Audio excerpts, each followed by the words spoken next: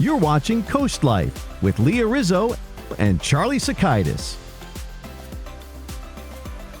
Well, we started the show off talking about social media and, well, less social media, more AI, our artificial intelligence. We've got social media talk coming up, trying to keep everything straight here in this show today. But we were talking some tech, and I think AI and social media do, eventually the conversation does kind of merge a little bit. But on the social media side of this conversation, maybe if you've been following along with Coachella this year, I've heard a lot. Haven't I? Oh, haven't I? Whether you meant to or not. Everything I've learned about Coachella this year was involuntary. But it all still came across my algorithms, all of that, because I used to be a huge music festival person. So I think all of my AI algorithms are like, you still interested? And it seems like I'm not the only one whose answer is no.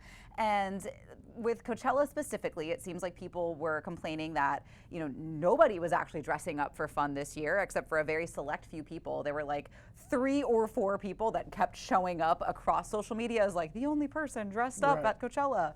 And the ticket prices were insanely high. The food prices were even higher. We talked about the food before. We talked about that. That's through the roof. And it's just, I think people are disappointed because it has become such a who's who event, and people who have the money go, I think a lot of times for the off chance that they might bump into a more socially prominent influencer.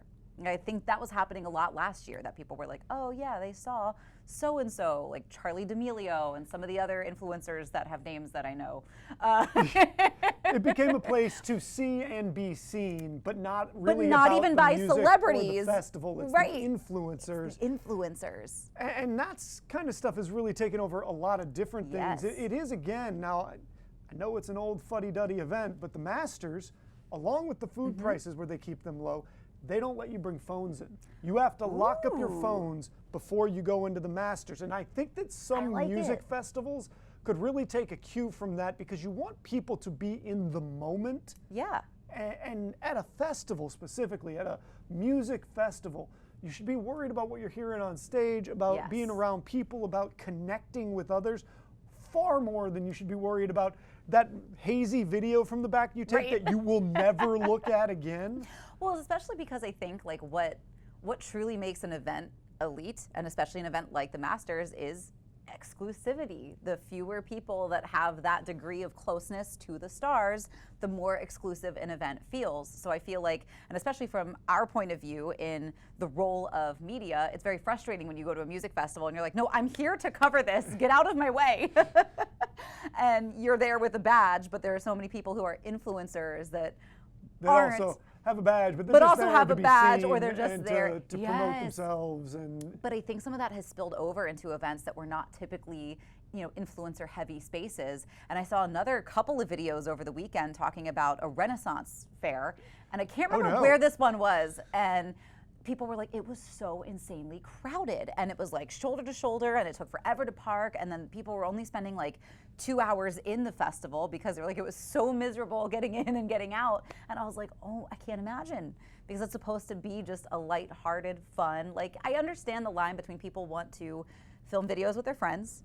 You make those memories, you can pull pictures from those. That's one of my favorite ways to take pictures with my friends, is just I set up a tripod, I hit a video, and I pull stills. That way we're all in it. Nobody has to be the cameraman. And you get a lot of genuine laugh pictures too, because, you know, while you're posing, it feels silly and awkward, so everybody laughs. And then you have a great photo and some great memories to boot. But I feel like there's time for that, and then there's the event that you're attending. I feel like they almost need to have at some of these events, because this is just the future we're in now, they almost need to have them set up where there's like an area to influencer do tier, all that.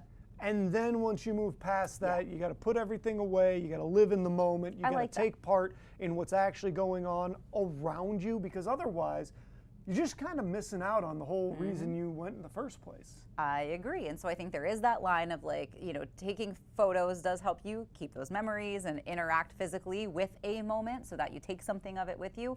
But I think there is also, I almost never film at concerts because I'm way too far in the back to make it worth sharing. And I'm like, I just want to be in it, absorbing every second of it. And that's what'll last me, you know? Until I'm telling stories wrong and somebody will say, that's not how that happened. But I'll be like, that's how I remember it. That's how you remember. It's how you felt. Exactly. But like we said, we're not really done with this social media and AI conversation. It's going to play into our great debate, which is also on the way.